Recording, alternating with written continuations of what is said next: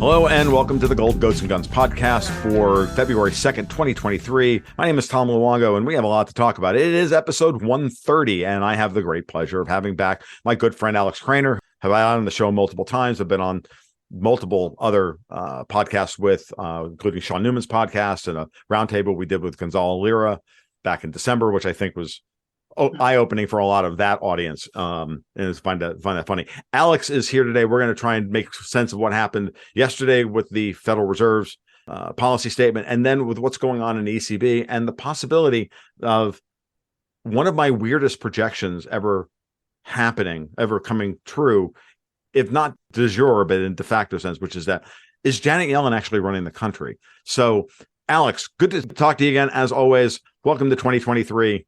Isn't it a blast? Yeah, so far. Thank you for having me, Tom. Good to join you again, and warm greetings to all your listeners and viewers. All right. So, yeah, as always, dude, it's always such a good time to chat with you. So, yesterday we had the Fed. You know, they came out and they hit expectations, exactly what the market wanted, exactly what the market was screaming for. LIBOR was 27 basis points over SOFR, screaming that the 1 month LIBOR that they were only going to go 25. All the Fed whisperers said they were going to go 25. Blah blah blah blah. Right, and the Fed gave the market exactly what it wanted, and that was the opening move. And then Christine Lagarde opened her mouth this morning, and whoever's running the BOE, which is basically Lagarde. The BOE is basically being run by Lagarde at this point, the Bank of England. They also came out with a 50 basis point move. And then the markets faded the initial move. So the markets went ballistic, anti-dollar. Yesterday after the Fed, my God, Powell was all this dovishness, yada, yada, yada. Did he pivot? All this stuff. And now today, after Lagarde opens her mouth, everything is literally reversed. We're doing this at around noon, just after noon on the 2nd of February. So we're watching the markets in real time, like digest the fact that Christine Lagarde, has, well, I don't want to put the image of anybody of Christine Lagarde naked in anybody's head, because that would be rude. Has no clothes. The emperor in Europe has no clothes. So I don't know, man. What do you think is going on? Or what do you see with all of this? I think that we've entered a phase of brinksmanship between the central bankers, because they're no longer on the same page. Jay Powell went his own way. He's working to preserve and protect the American monetary system and economy at the expense of his trade partners. And now I think that Lagarde is acting tough to pretend that she is tough. To say like, oh, you're going to raise rates? Well, watch us, we can raise rates. And they're not thinking about what's going to happen to the European, British economy. Is this going to be destroying thousands, hundreds of thousands of companies, businesses, jobs, and so forth? They're just thinking about their own little game there. And I think they're going to get us ruined in the process. And I suspect that they don't know themselves what they're hoping to achieve, because they're not fixing anything. They're kicking the can down the road. They're kind of treading the balance between rampant inflation and crushing depression. And one or the other is going to happen. And I think they're trying to stay on that ledge, on that, on the tightrope a little bit longer than the next guy. And that's as far as I can work it out. And I guess we'll find out. Right. At this stage, I can't make out what the agenda is better than that. I know also that there's geopolitics is playing a huge part of it. Yes. And they're getting their behinds handed over to them by the Russians and by the Chinese. Mhm. And that all is figuring into their equation, which obviously they're not telling us, but we know. And I think they're just merely buying time. That's about all they can gain. This is what I've been saying for a long time as well. And I think I want to think about it. I've been trying to digest over the last 24 hours. You know that before the Fed meeting, I was adamant that I thought the Fed would originally, and back in December, would go another 50. And then gradually, as the markets just refused to budge, and then we had enough whispering from the Fed that they were only going to go 25, I had to exceed. Okay, they're going 25. Now, what does that mean?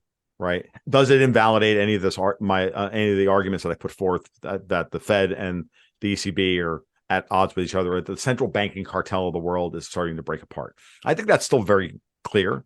So I'm going to throw something out at you this morning. So let's look at what I've been thinking for the last couple of days, or the last couple of hours, actually, to be honest with you, which is you take a step back and you go, well, the Fed has already done the shock and awe campaign.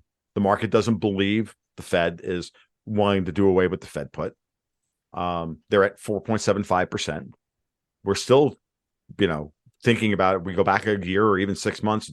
Very few people, including the Eurodollar futures market, didn't want to believe that the Fed would go over 4% until Powell came out with the big mic drop at Jackson Hole and goes, no, we're going higher, which pushed the Eurodollar futures inversion out into mid 2023 and pushed it down to 5%. So now the market is all centered on this 5% number, trying to get the Fed to stop at 5%. Okay, well, the Fed sitting here going, all right, well, we've done most of the rate hike stuff. The economy is not too bad. Powell's statement yesterday was like, well, disinflation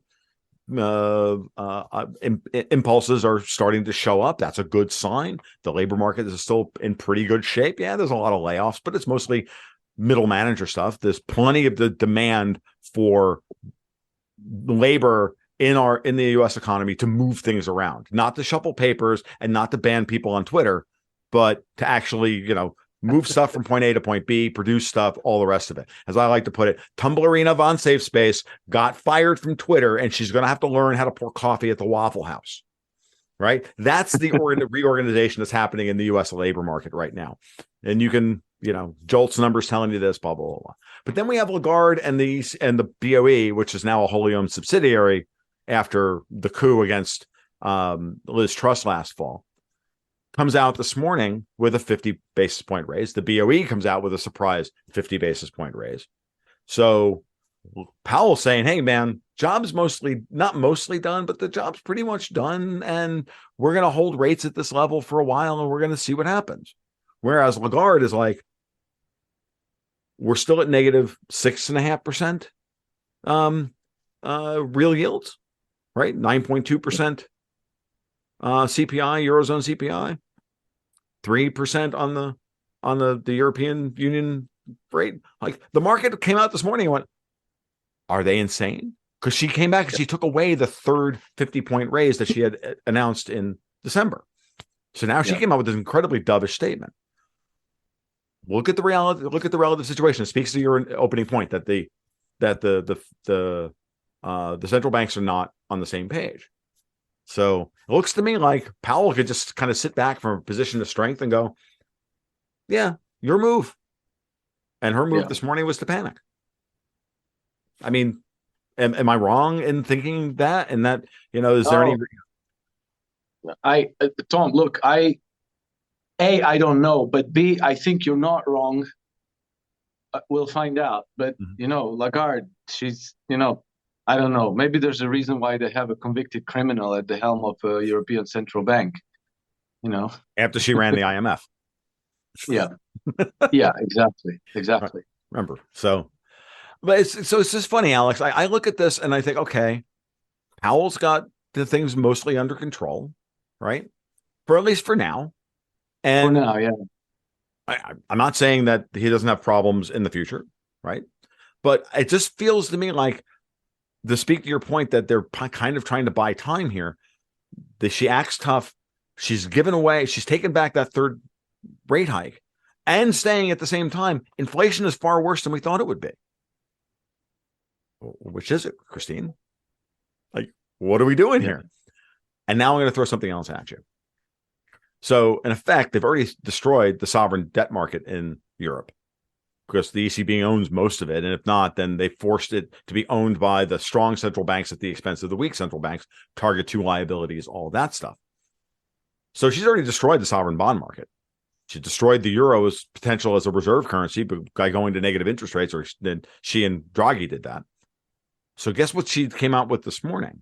She's still saying we're going to end sovereign bond QT or QE in March or May or whenever it is. And then we're going to start QT and start selling some of that while she's still maintaining credit spreads in some way. And then she came out this morning and here was the kicker. We're going to start climate-based corporate debt QE, meaning they're going to start buying corporate debt that comports with their climate goals. Yeah. She's stepping on the gas and the brake at the same time. It's all this confused muddle.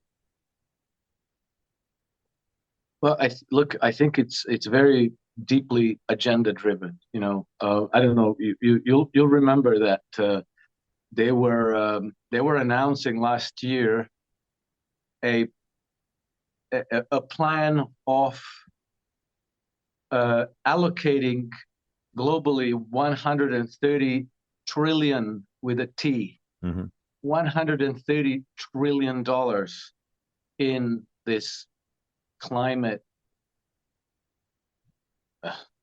climate-based investments.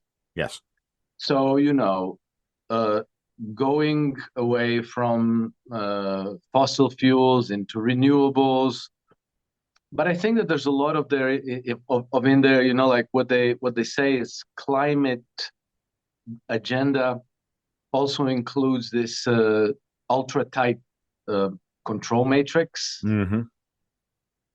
These 15-minute cities that they're starting to announce all over the place. So I think what they're doing actually behind all these quote unquote emergencies is that they're springing the trap door closed on us collectively. Yes. And like if we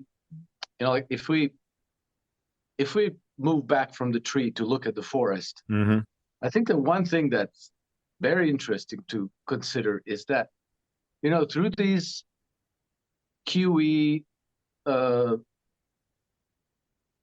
plans, through their programs of buying corporate bonds and the rates and the all kinds of ETFs, government bonds, all of these things, you see that, okay, let's go to Bank of Japan because they started this process they went to zero interest rates in 1999. They started QE in 2000 or 2001, right? Right. So by now, Bank of Japan, which doesn't produce anything other than, paper and computer cash. Right. They own something like 50% of Tokyo Stock Exchange. Yep. They own most of the through ETFs. 55% of all the Bank of Japan, of all the Japanese government bonds. God. Yes.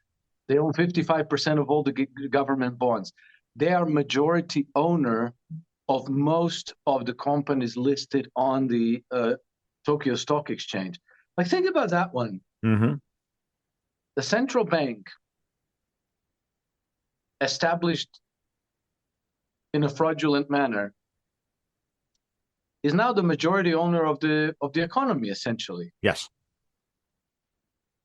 Is that where we want to go? That's where Europe is clearly going. Exactly the same that they're doing with QE in Europe and United States and UK and everywhere, basically. Right. So, it's these banking establishments that are kind of vacuuming up the beneficial ownership of practically the whole of society. And what is that by definition? Sorry? And what is that by definition? Well, it sounds to me like that thing that they were saying, you will own nothing and you will be happy. Sure, it's called communism. That's called communism. This is like, and this is kind of what I was getting at when I was talking about this. If you think about what Lagarde has done in Europe, again, first you trash the currency's ability to be a reserve asset outside of where you are. Like you can't, no one else. We can't have a euro market or an offshore euro market, right? We want to keep the offshore dollar market alive and use that as the means by which to lever up the control, because the dollar has market share. They've destroyed the idea that the euro could create an offshore euro market for itself in order to be self-sustaining, i.e., as a reserve currency. Now they've destroyed the sovereign debt markets of all the individual eurozone members, right? Yeah. By doing yield curve control and QE and all this stuff, and going to NERP and going to the negative bound and all that. Now they're going after the corporate bond market. So it's very clear that they're doing away with private risk assessment of capital, or using private capital to assess risk and invest in the domestic economy. If you think of Europe or the EU as a domestic thing, which they do. Yeah. Now let's look at the opposite. And what is the Federal Reserve doing? It's doing the exact opposite. Even if you argue that, but Powell flinched and didn't try to kill the ECB. Well, that was my argument. Like, okay, does the Powell have to kill the ECB in order for them to be at odds with what the ECB is doing? No, they just have to continually put pressure on it by restructuring the Fed's balance sheet and the way the Fed operates to put risk assessment back into the hands of the private capital markets. Yeah. You do that by jacking interest rates up, draining the offshore dollar markets, creating as I mentioned before, creating a debt indexing rate for domestic loan consumption, and giving the banks the opportunity to, lend into a risk, a properly, priced risk environment. And by shrinking the balance sheet and getting all the U.S. Treasuries off the balance sheet, QT at $95 billion a month. And they've begun doing it, and everybody's been yelling at me going, do you think the Fed's actually meaningfully going to shrink its balance sheet? It already has. Yeah. And it's going to continue to do so at soon to be the rate of almost 0.01% a month. It's not a lot. Yeah, you want to go back to $2 trillion to the Fed balance sheet? No, it doesn't have to do that. But it can go back to 6.5, which is what Powell's kind of talking about. And that gets rid of most of the CARES Act spending and all the rest of it.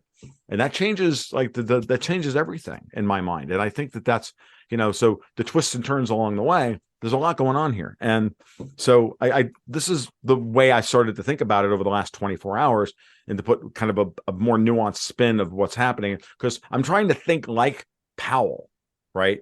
I'm putting my head, putting myself into Powell's shoes and say, well, how do you deal with this? And, he knew he had enough room that he could go to the 4.5%, 5% level, and then kind of take a pause, and then my euro dollars, or your euro dollars and your problem, as opposed to your euro dollars, my problem. That's the change now, because so, and then I think think about that in terms of China, Russia, Iran, and emerging commodity-based currencies now. And I think the picture's pretty clear. What do you think? I tend to agree. Only I don't know how it plays out, because no one does.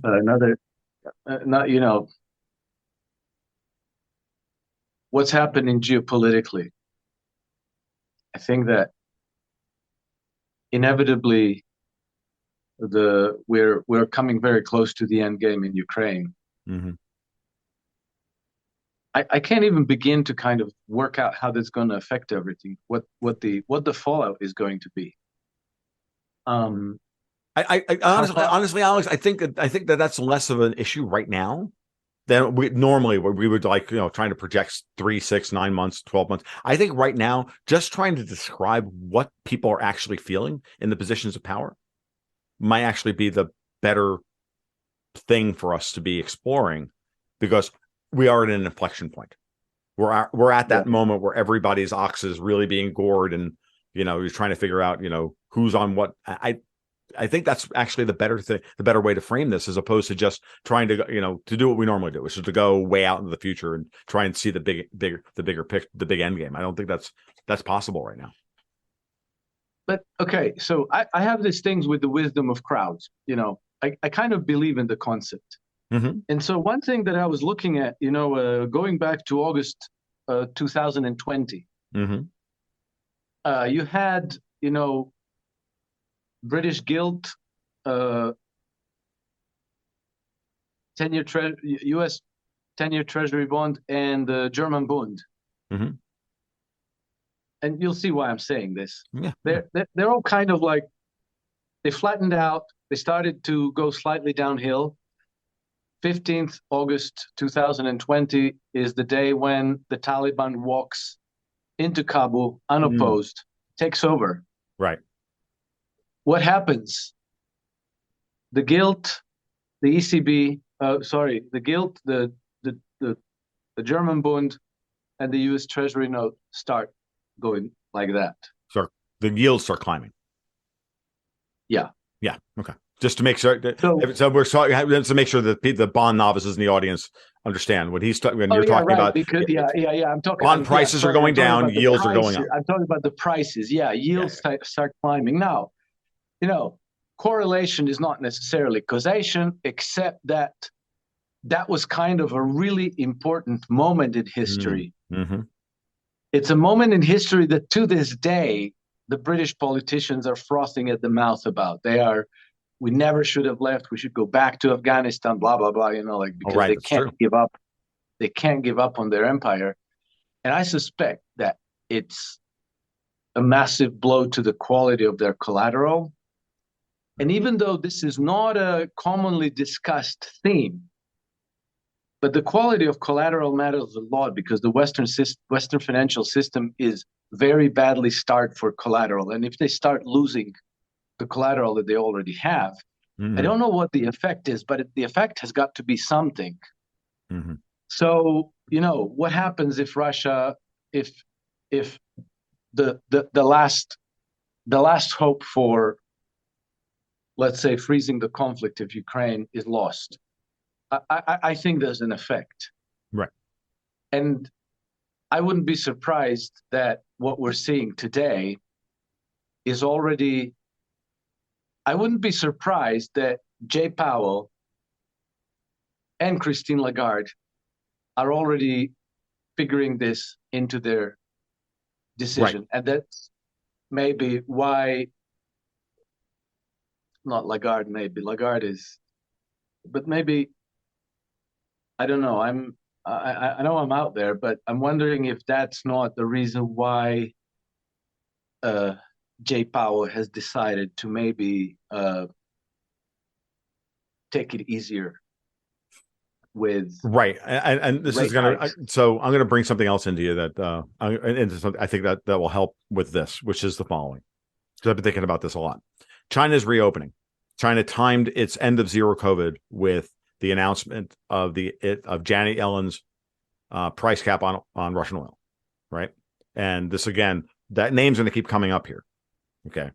Because Biden's a mushroom, and Kamala Harris is irrelevant.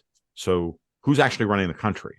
Who's actually running foreign policy? Who's actually running monetary policy? Who's actually running fiscal policy and everything else? It's obviously the Treasury Secretary.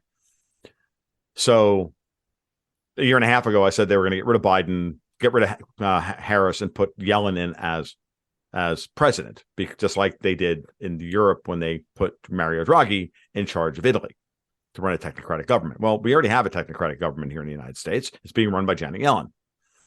So that happens. Why does China, again, correlation, causality, not necessarily meaning anything, but China times this end of zero COVID with that, allows a very mild version of COVID to rip through the country in 6 to 8 weeks, so that they go from zero immunity to herd immunity, and then they can start coming out of the coma. At the same time, right, the Chinese have been dumping U.S. treasuries, and the Chinese own mostly short duration U.S. treasuries, because during Operation Twist and QE, the Chinese were very vocal about buying nothing longer than 5-year duration debt. Right? They didn't want to own duration in U.S. debt. They wanted to own the short end of the curve because it's more liquid. Yeah. So now the Chinese can manipulate the onshore yuan as strong as they want while the Fed is allowing the dollar bull market to attenuate. The yuan has dropped from 7.1 back into the 6.7s, and they're opening up the economy. And they're going to use that strong yuan to do what? Buy cheap oil, which the Biden administration has manipulated lower. Yeah. Buy cheap commodities, which we went through a whole futures pump and dump on: industrial metals, grains, this, that, everything else, lumber. Go look at the charts. It's all right there. And now they're going to start. Now the big question is, what are they doing with that money? What economy are they going to now build? Are they going to be building more cheap Chinese crap to sell to American consumers who are tapped out? Yeah. No, they're going to be building shells and barrels and planes to support Russia's war effort in Ukraine. That's what's coming. And that's what Powell is looking at, because he knows that the markets want 25 basis points because they're screaming for some relief from adjusting to higher interest rates. But he knows, and the Fed has already laid this out there, that they know that inflation's on the horizon. Why? Because commodities are going to start pushing higher. Because the neocons in charge of Congress and in charge of the White House are pushing for more war. And in a war economy, everybody's going to rush to tangible assets. Everybody's going to rush to, and I keep looking at this going, why is there such a bid under the U.S. Treasury, the long end of the U.S. Treasury yield curve? It doesn't make any sense to me. Unless, the market clearly doesn't believe the Fed, blah, blah, blah. No, the market is gearing up for they need to have as much collateral as possible to defend their currencies when the war breaks out and goes higher. Yeah. This is what I'm beginning to see. That should scare everybody, because so I can see Powell going 25 here because we've got easing financial conditions here in the United States. He doesn't need to, he needs to let the economy run a little bit, because maybe it'll divert the Chinese from a war economy model and maybe sell some more cheap Chinese crap to Americans and, keep trade alive. And we're starting to see some stuff where the U.S. and the Chinese are trying to reopen trade relations, and we're starting to see the thaw there. So I don't know. It was that just popped into my head. So I don't know. I mean, what do you think?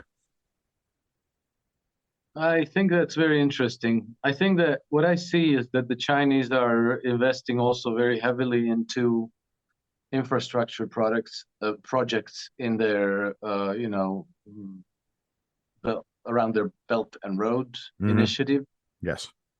That they want to build up the middle class in the let's say western side of the country, yes, to depend less on the export markets and more on their own markets. Well, I thought it was very interesting that Janet Yellen went to see Chinese finance minister. Was it? I forget his name. I'm sorry, but Chinese finance minister who's not a member of the Politburo, but he was there. He was there to participate in the Davos. She went and stopped over on her way to Africa. Yes. Expressly to talk with the Chinese foreign minister. And I think that part of the reason why she needed to talk to them is because, exactly as you said, the Chinese have been dumping U.S. treasuries, and they've been, I think in 2015, 2016, they were close to 1.3 trillion. Yes. And now we're below 900 billion. That's a big drawdown. And and I'll be honest with you, Alex, if you really look at the TIC report, it's mostly in the last year. Yeah, it's mostly, yeah, exactly. So the sell-off is accelerating. So it's I'm confused, Tom. I don't know, because she's calling for a meeting with is it Liu He? Liu He, is that his name? I think that's it. I'll look it up real quick. You keep talking. Anyway, Chinese Minister of Finance. At the very same time as Antony Blinken and the Pentagon are fixing for a big war against China. Yep. It's like Yep. I mean, it strikes me as a very schizophrenic policy, because like with one hand you want to shake the hand and say like, hey, like, let's be friends and partners and help each other out. With the other hand, you're holding a gun and saying like, well, maybe gonna shoot you. I don't know. Well, it's clearly a shakedown. If you keep dumping our treasuries, we'll go to war with you. But if you want, all you have to do is stop dumping our treasuries. But again, like, there's a massive demand for U.S. treasuries. It's Liu Kun is the Chinese foreign minister, Chinese finance minister. I'm sorry. Yeah. So yeah, and so it. But at the same time, it's clear that Blinken is made this big offer to the Russians through back channels of a kind of a ceasefire and arrangement, and the Russians went, that's nice. We don't believe a word that's coming out of your mouth. And we're clearly starting to win. And now that we're clearly starting to win in central Ukraine, where we're going to continue wiping out, the backbone of the existing Ukrainian military, now all of a sudden you want to actually talk peace before we take significant territory in the center of the country. That's a typical thing. I mean, I've seen this before. One of the things that we want to stress here, I want to stress, is that I do not doubt for a moment that American military technology, is superior to the Russians' military technology. In general, their access to it. But where it's interesting is that the Russians are in better shape in terms of being able to produce massive amounts of industrial. They can fight an industrial war. Like, this has been the dominant theme now for a while. Is just to look at Russian production numbers of tanks, artillery shells, this, that, and everything else. Even if you don't agree with that statement, take that as a given for how we're framing this argument. It's exactly the reverse of how the U.S. helped win the war in Europe in World War II. We just outproduced everybody with inferior planes, inferior tanks, the only thing, I was thinking about this morning, the only thing that we did that we had better than the Germans was the M1 Garand versus the Mauser, because semi-automatic 30-06 is better than bolt-action 8mm Mauser. And still the Germans fought tremendously because the rest of their army was technologically superior. They had better tanks, better planes, better pilots, blah, blah, blah. Well, we have the exact reverse now. The West has the superior technology, but not a lot of it. And the Russians have inferior technology, or at least they have their what they can produce at scale is an order of magnitude more, and they can just flood the zone with thousands of tanks, hundreds of planes, tens of thousands of men that they're willing to use. And if you look at Russian military history and military doctrine, they're not shy about throwing people at a problem. And so that's the war that's shaping up, and that's the war that NATO can't win. And that's why Blinken is playing for time. Here's the thing, Tom. I'm not convinced that the West has better military technology at all. That's fine. And the reason why I say this is because the procurement system in Russia and in the West is very different. Russia as a state orders development of certain weapons. The military is deeply involved in writing the specs of setting the requirements. The companies have to deliver very reliable, high quality, functioning systems that are quick to deploy, easy to use, and effective. Mm-hmm.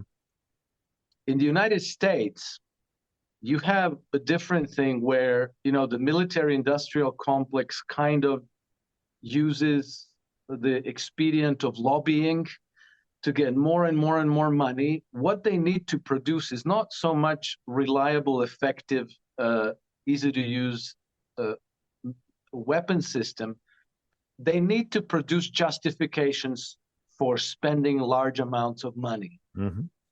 Okay, so let's say you create a system, and then you bring, a bunch of generals that are on your payroll, the press, and you make a presentation.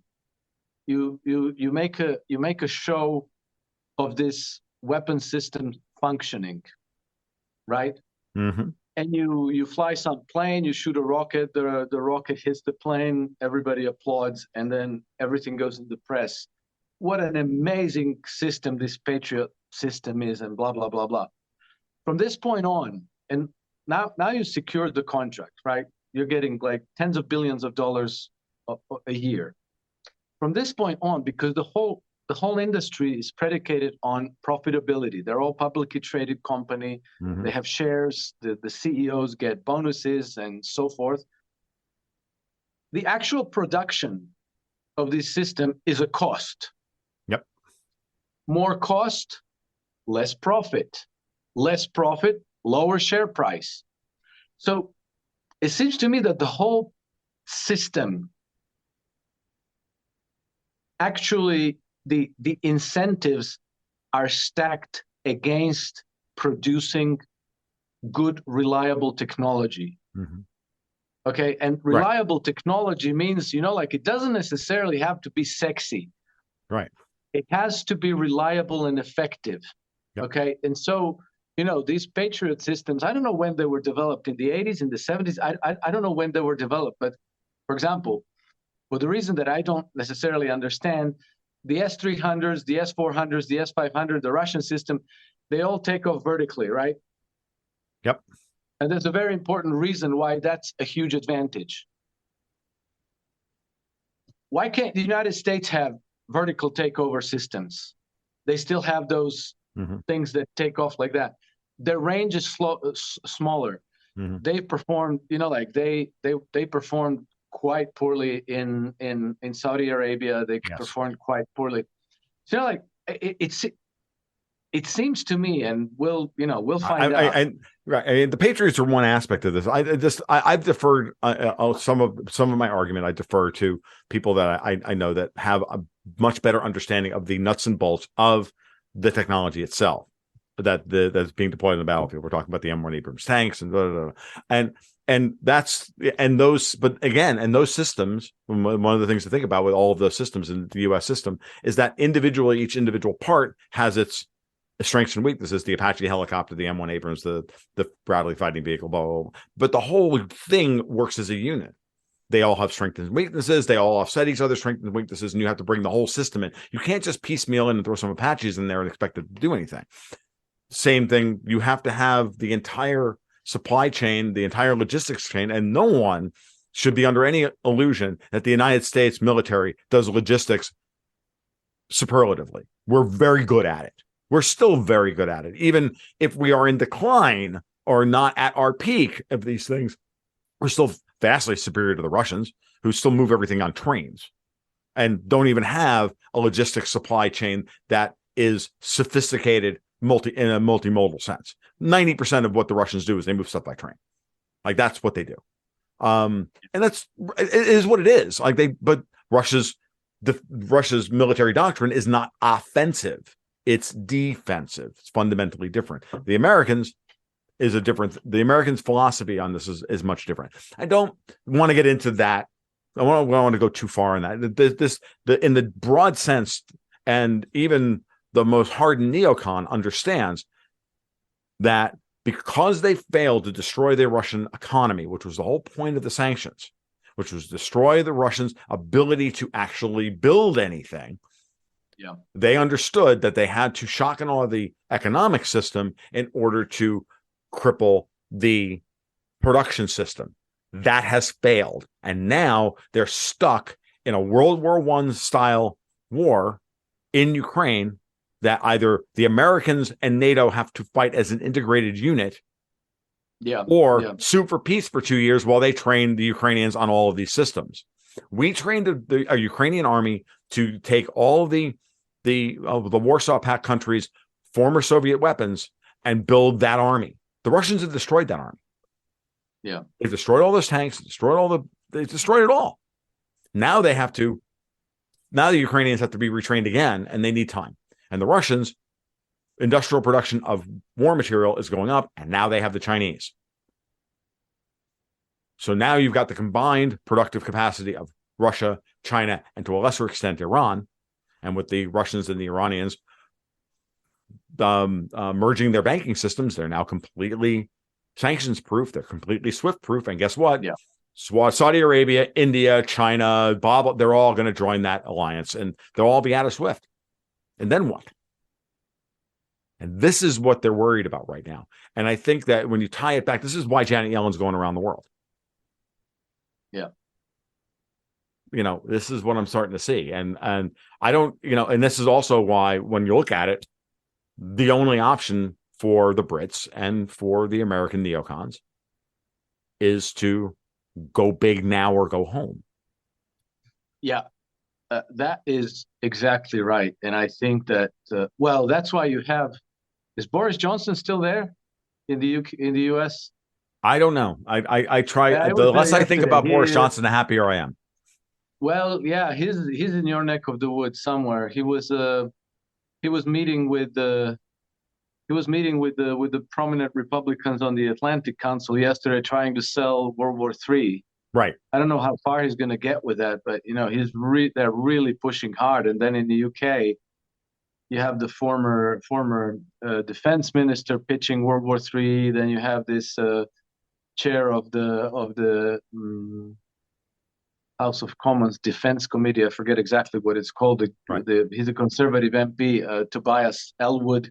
Mm-hmm. He's pitching hard for World War III. Like, we have to go. We can't let the Ukrainians do all the work. We have to really put boots on the ground.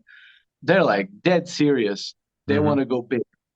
The problem is that there's a lot of people who don't want to go big, who are not interested at all. And apparently, from what Colonel Douglas McGregor was saying in an interview with Judge Andrew Napolitano yesterday, his people from the Pentagon are telling him that it would be a huge mistake to go and further continue escalating against Russia. And even the Rand Corporation recently published a paper. Rand Corporation, the same one that was practically the architect of the current crisis in Ukraine, is now saying, really, there's no benefit to the United States of taking this any further. So there's, there's these Brits and there are these neocons in the Biden administration who are dead set on going big. But then there's a lot of cooler heads who are saying that's over. Mm-hmm. And they're in favor of going home. Yeah. So I got another data point. Just real quick, Alex, and I'll give you back to Mike, which is this. I just saw it this morning. This morning in Politico, the Pentagon puts out a statement saying there ain't no way the Ukrainians can take Crimea. That was in Politico, which is as normie, a Democrat-controlled, like, this is Politico. Like, this is like The Hill saying it. This is like the WAPO saying it. This is like the Wall Street Journal saying it. Yeah. And it came from the Pentagon. The Pentagon put this in the Politico's mouth. Forget it. The Pentagon does not want this. Yeah. You and I knew this a year ago, but the fact that it's come out in Politico in black and white, that's significant. That is very significant. Yeah. No. So it's So I don't know where do you go from here? Because I'm 100% sure that this is all affecting the monetary policy, the economic policy, the Janet Yellen's world tour, the charm offensive in Africa, what's gonna come of all this, and then the wild card, what's going to be with commodity prices? Where are they going? Well, I don't think that they're going lower. No, the Chinese and the Russians in many ways set a multi-vector trap here. Yeah. From the moment the Chinese announced zero COVID, I was like, they're doing that to support the Russians by Oh, destabilizing. you think? Please. I want to hear. Oh yeah. Oh really? You and I haven't covered this together. I'm sorry. I mean, from the moment the Chinese announced like zero COVID and all this stuff, right after the Russians invaded, the Chinese turned around and said, "Yep, nope, we're shutting down." Like, why? Because they needed global trade to slow down. They needed the flow of dollars around the world to slow down. They needed to put pressure on the flow of dollars. Remember, it's not the stock of dollars that matters, folks. Everybody look at the Fed's balance sheet and the reverse repo facility and all these and excess reserves and all that. None of that shit fucking means a damn thing. In money, all that matters, prices are set at the margin, folks. Flow is what matters, not stock. Stock is potential flow, it's potential energy, but it's not flow. It's not actual energy. When the Chinese did that, global trade slowed down, right? All of a sudden, stuff wasn't moving. Chips weren't moving. This wasn't moving. Corporate profits started to take a hit. Like, they did this on purpose in order to support the Russians, then saying, all right, fine. No one's buying, anybody who's not friendly to us isn't getting our oil. But we'll sell it to the Chinese and the Indians for $30, a barrel into the market. Like, they did this on purpose to take Chinese productive capacity off the global market.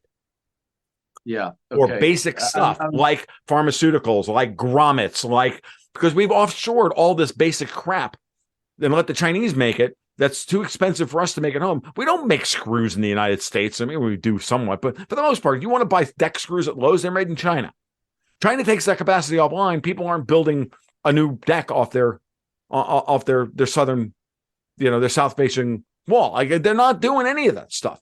So once you understand it from that perspective, like the flow of dollars slows down, the euro-dollar markets are being drained by the Fed's aggressive rate hike policy and the explosion of the reverse repo facility. Blah blah blah blah blah. Yeah, like the whole policy was predicated on keeping the flow of dollars high and shutting off the ability of the Russians to get anything in the global market. So it made perfect sense to me to see the Chinese do that. And then the minute Yellen falls into the trap of trying to starve the Russians one more time of import and export revenue, the Chinese now ramp up production to support the Russians. Yeah. And now they're going to take the price of oil higher by going, yeah, we're coming back online. And by the way, oil is going $115 a barrel. And you guys drained your SPR. Yeah. I don't know. To me, it seems kind of obvious, but that's just me. Like, another element, Tom. Sure. The CPI and the PPI have kind of went down, but the labor costs are not really coming down. Tiny little bit. That's kind of big. It's kind of important. Yeah, it's kind of important because, like, you have oil, you have this, you have that commodity, but labor affects everything. Right.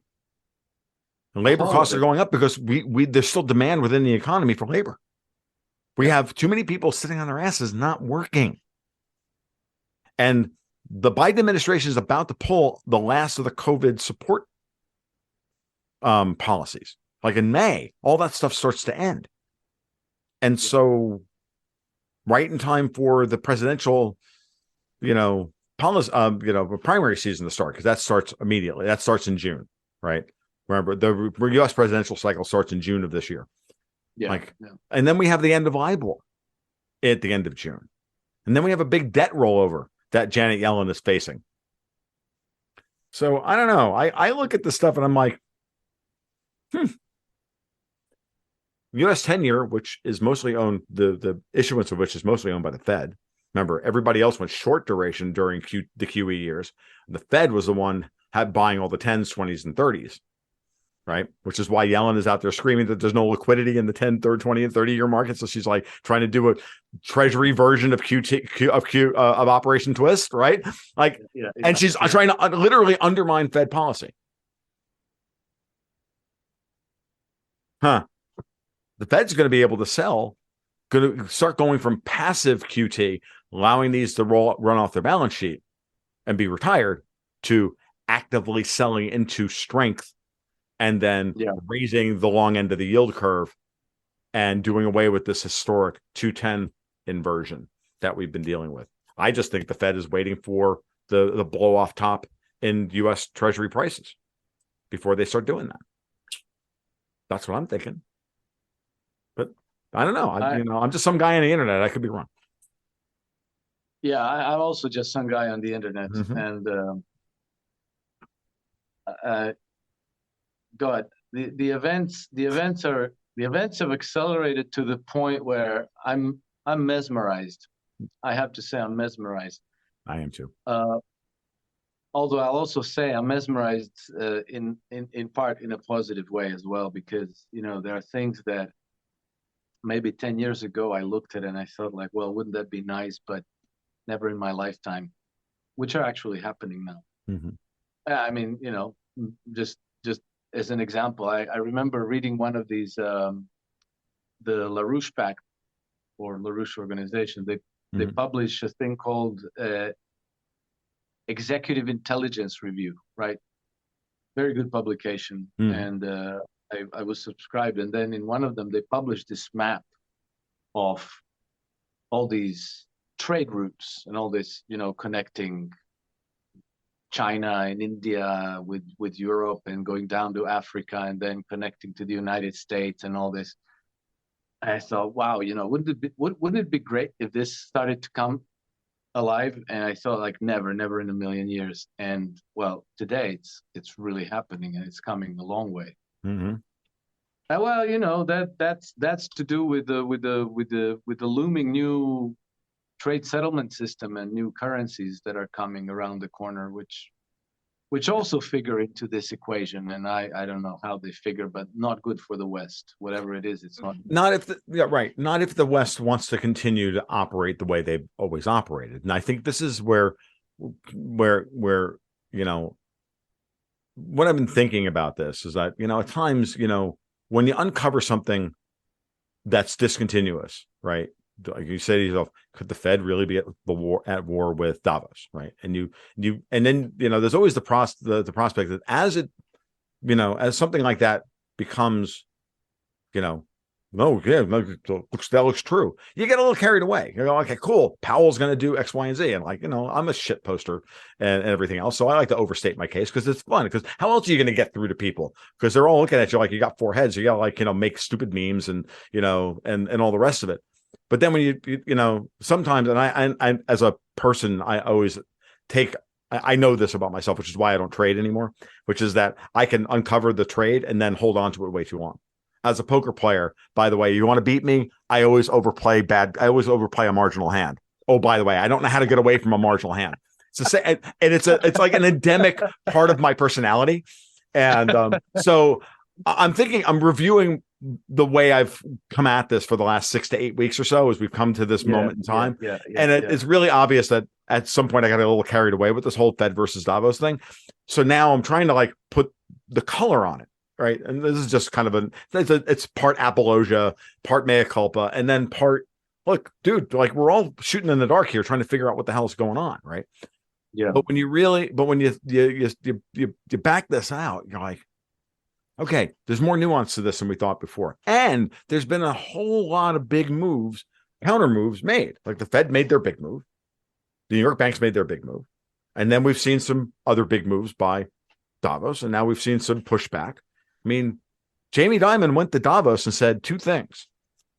And he made a big deal about being at Davos. He was on CNBC a couple of times with the snow in the background and wearing the parka. And it was hilarious. I'm like, oil's going to be with us for the next 50 years. And the Fed's going way above 5%. He said both of those things at Davos. Yeah. This, you might want to think that that's kind of significant. And so that's where I am on. Always better to attenuate. It's better to not get carried away with things, but I'm Italian. I can't help myself. So there it is. I don't know. I don't know where to go from here on, other than to say, there's plenty of things to still talk about. I'm not trying to shut down the podcast or nothing. I'm just I'm trying to think about where we go next from here, because the imposition of the not the imposition, but the coalescing of the global South around, for lack of a better term, the North-South transport corridor from India to St. Petersburg, I think is actually one of the things that's starting to really, just in order to give people like a framework. Like if you think about the international North-South transport corridor, and then you think about all the other attendant moves that are being made to support that, it becomes a very clear. Yeah.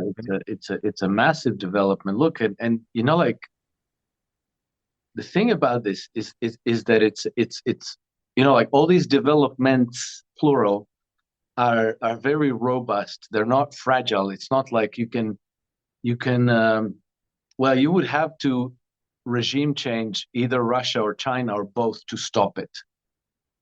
But they are, at this point, they are enablers. They are, let's say, they're the police, they're the protectors. But the actual development is mushrooming up all over the place. You know, like the economic growth that the African countries are registering is phenomenal.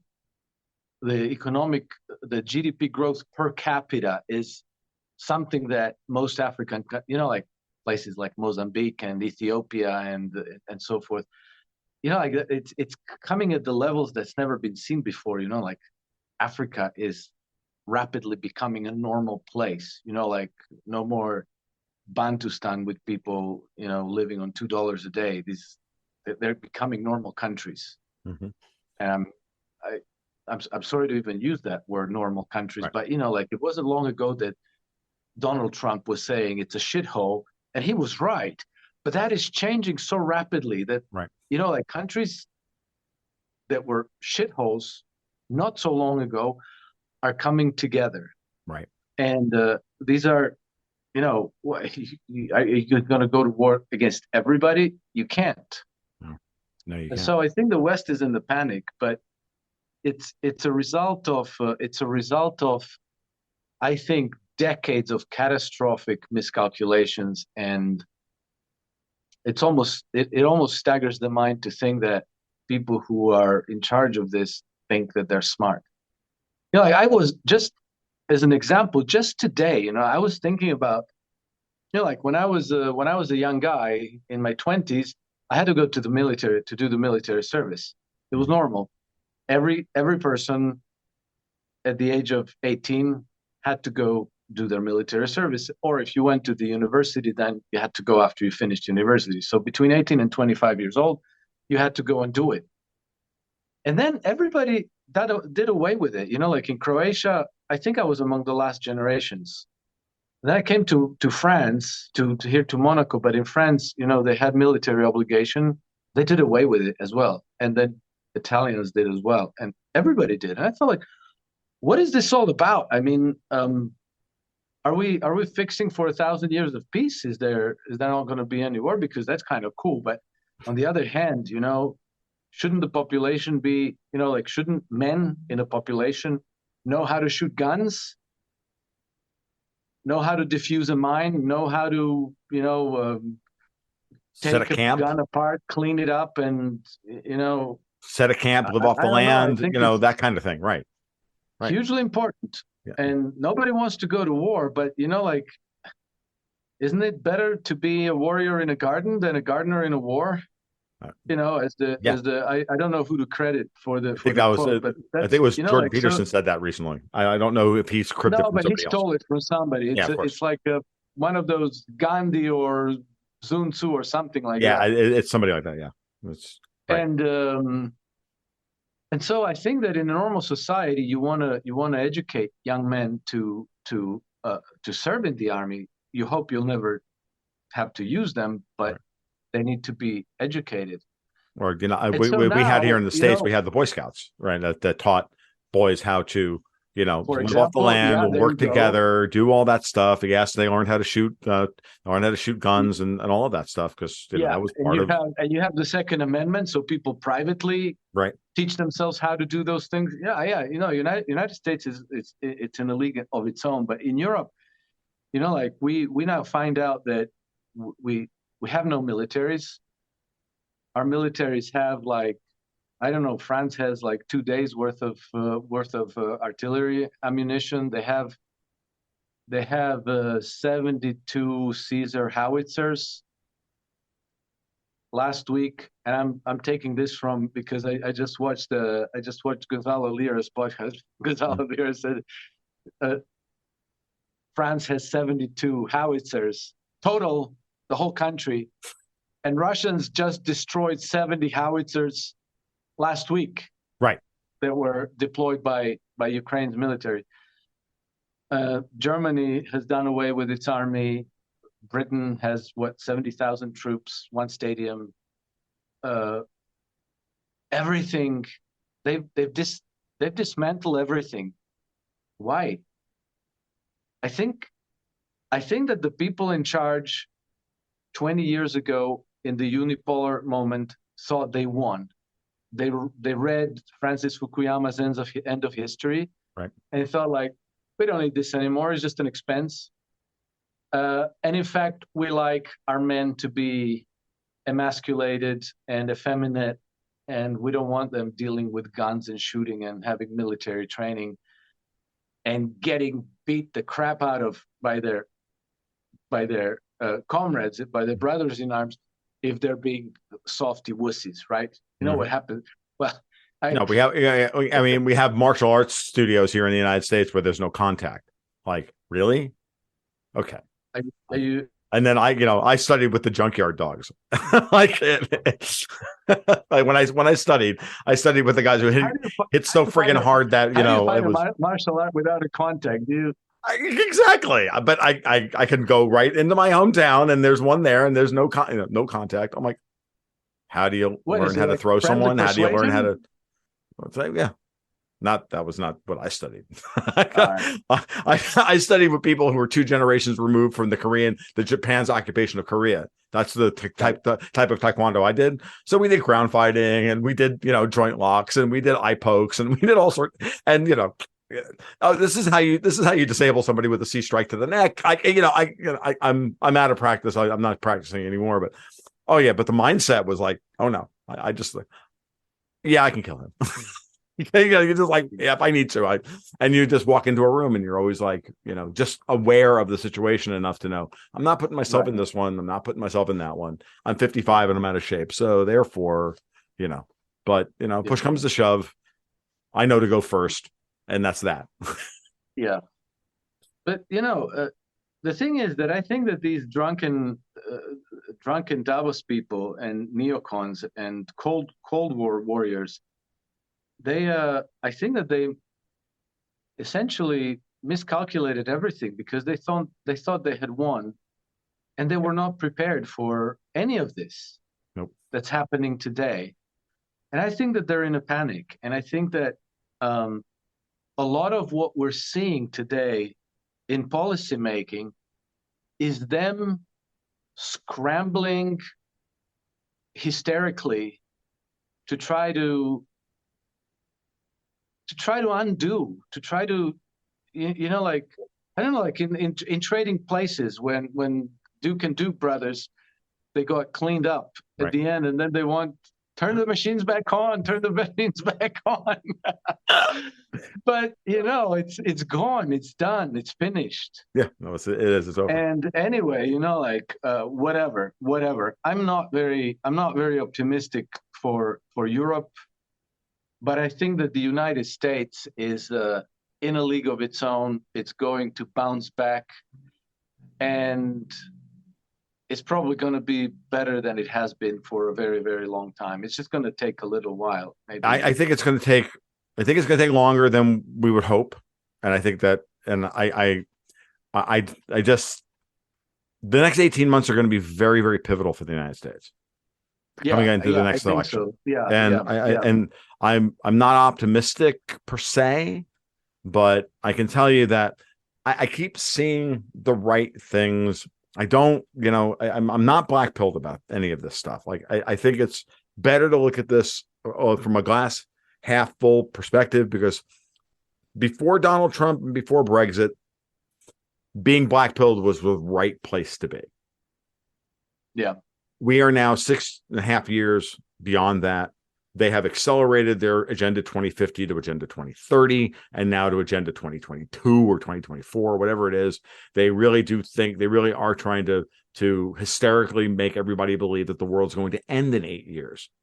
Meanwhile, before we started recording, you showed me a chart from Lynn Alden where the Treasury Department thinks that between now and 2096, U.S. debt to GDP is going to go from just over 100% to over 800%. Like, does anybody believe that the United States is really going to be around in its current form in 76 years from now? And that, how do you get to those numbers unless you're going to fight climate change or kill off 90% of the population so that the debt to GDP, because GDP drops by 90% and the debt's still outstanding? Like, I don't understand how you could even think these things. Like, yeah. Exactly. I know the chart you're talking about, and I have to say I was dumbfounded. I was completely dumbfounded because it's not just the debt; it's the debt held by the public. Right, it's debt held by public. Thank you. It's like, what are you telling me, that my kids and my grandkids are going to be slaves? Like, how is the public going to be holding 700% of the public debt in the United States? How are you going to persuade them to do that? Right. And who's going to pay it off? I mean, debt is something that you eventually have to pay off. How are you going to pay 700? It is so preposterous that the fact that this chart was put together by the U.S. Treasury Department is it's a piece of propaganda. I don't even know what to say. It's a piece of propaganda. The only way to really look at it rationally is, oh, look, the United States is doomed. Don't you understand? This is why the Republicans can't hold our fiscal feet to the fire. This is why the Fed needs to go back to the zero bound.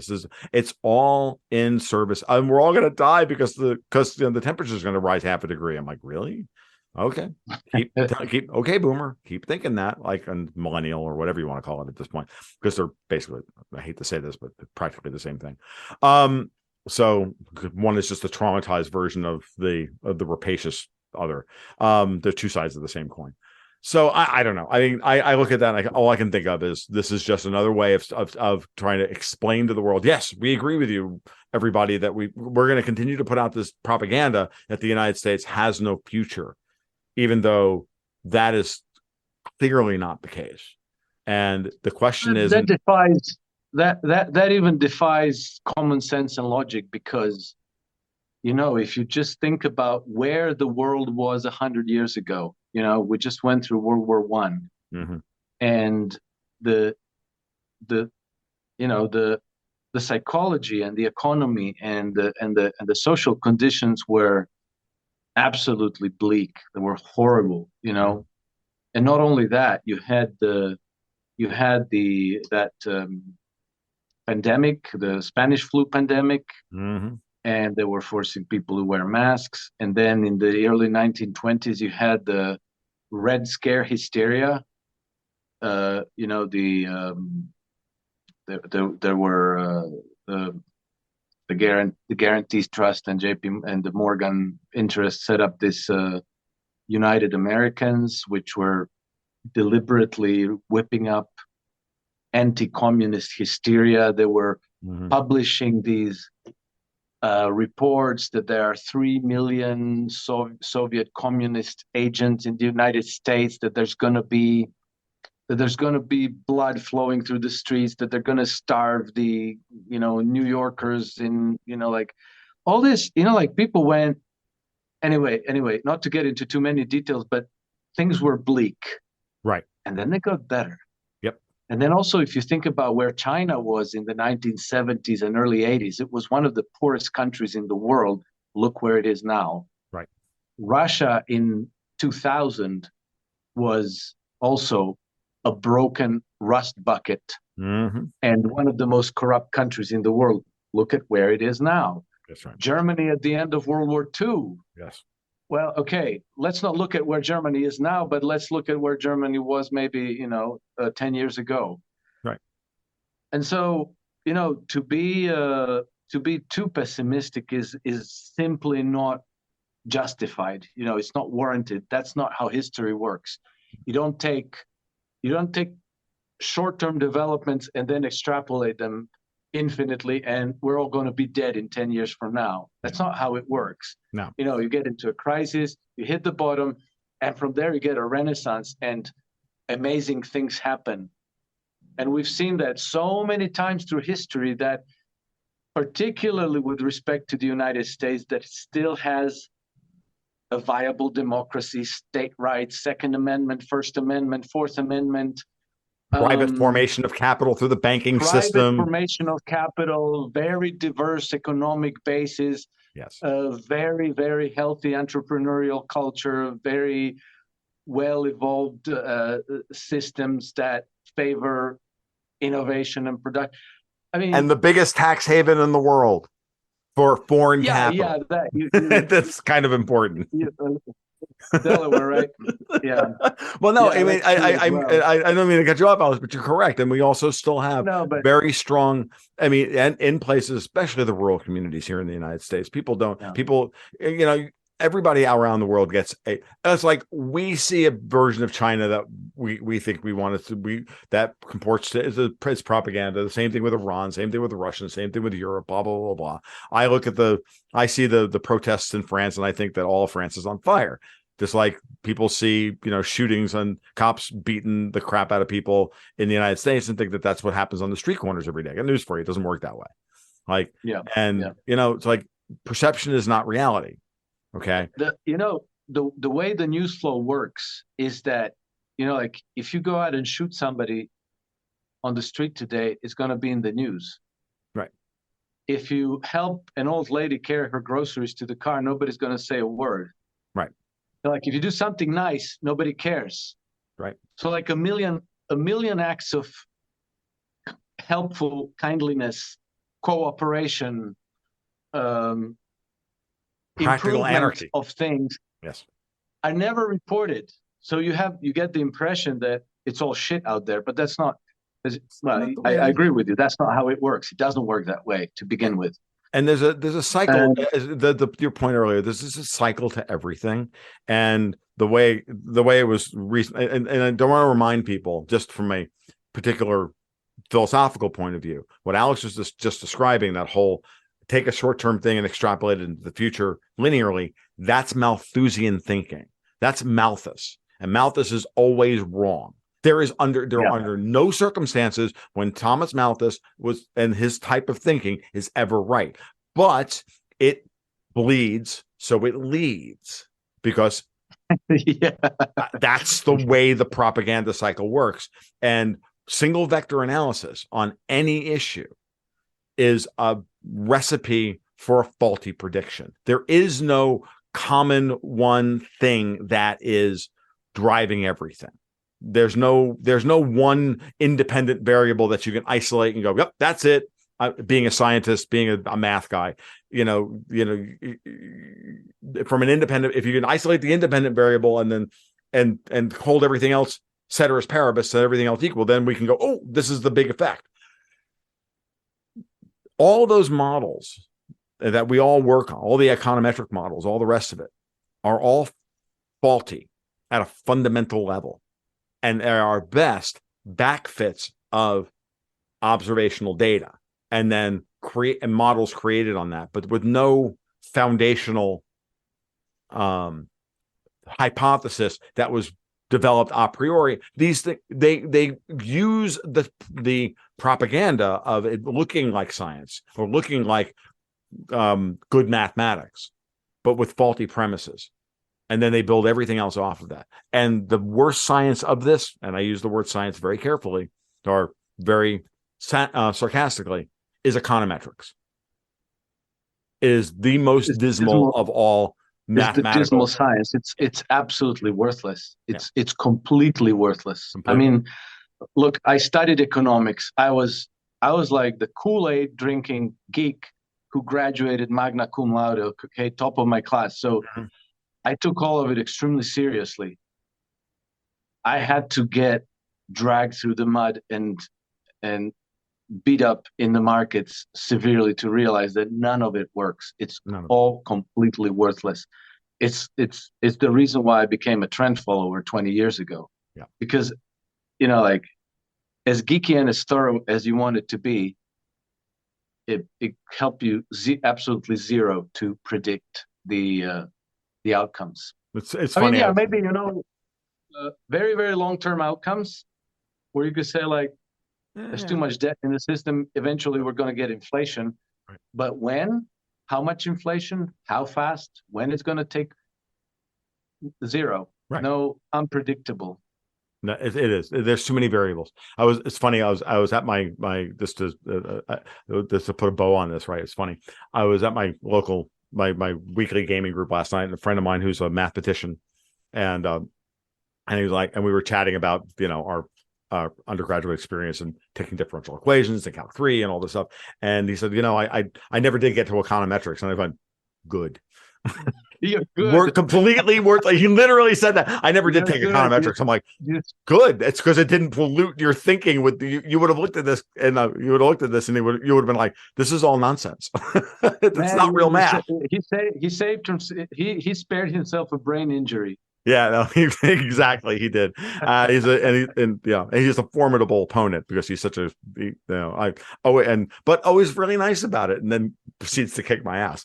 And then we laugh, and I'm like, oh, Jesus Christ, you won again. Well, of course you did, because it's really funny. So, but it is what it is. But I just thought that was really funny. It just happened that the econometrics thing happened last night to me, and it was just hilarious. So no, Alex, I agree with you, man. It's like the idea that and this is part of the world that we're living in today, is this constant push towards trying to science, to make everything look like it's a science. Political science is an oxymoron, folks. There is no science in politics. Okay, it's the ultimate oxymoron, just like economics. like economics. I don't know how to, but I like or macro, even macroeconomics. Like, because there is no macroeconomics. There's only microeconomics. There's only the decisions that you and I make on a day-to-day basis, and that forms the rest of it. All the macroeconomic models are just, they're not real. Like, they really aren't real. Which is why when you talk, I realized this very early on, and where you had your epiphany. My epiphany was about 2 years into working for Newsmax, writing a newsletter, and realizing that everything I thought I understood about how markets work was wrong, because these are politicized markets. And at the global macro level, there is no macroeconomics. There is only macro policy, which then affects how everything works, which is why I pushed so hard into trying to figure out what's happening politically, because it was very obvious to me that if you understood the politics, then you understood the policy, and you understood the personnel, you had a better chance of understanding where we were headed, not because the markets want to go that way, but because they're being forced to go that way. Yeah. So I don't know.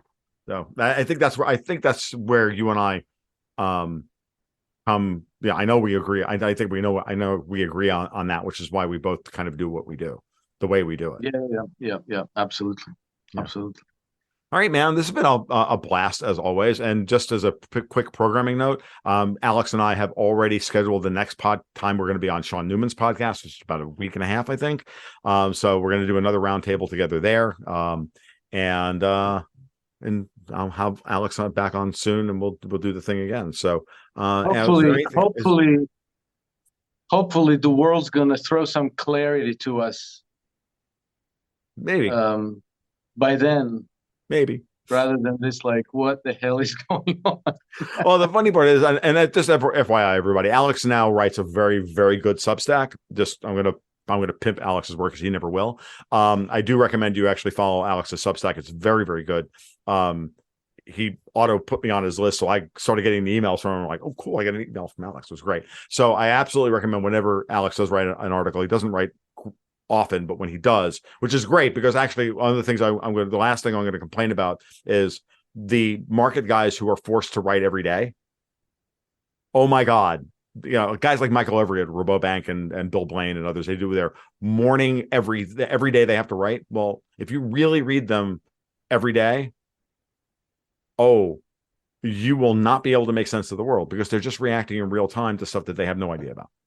And there's sometimes it's not possible to write every day. I mean, like I do write every day because I publish my Trend Compass newsletter, which comes out daily for subscribers. But like I write a little bit about portfolio management, about risk management, about psychology of investing, about geopolitics, about monetary policy, stock markets, commodity markets, energy, and so on. So like you vary the mix, but like if you just looked at the stock markets or bond markets or some energy markets every day, and you wanted to write a newsletter every day about this, I have no idea how you could pull it off, because it's just like it's at some point you flatten out. There's nothing, like unless World War III breaks out, there's nothing new to say. Well, yeah, just isn't.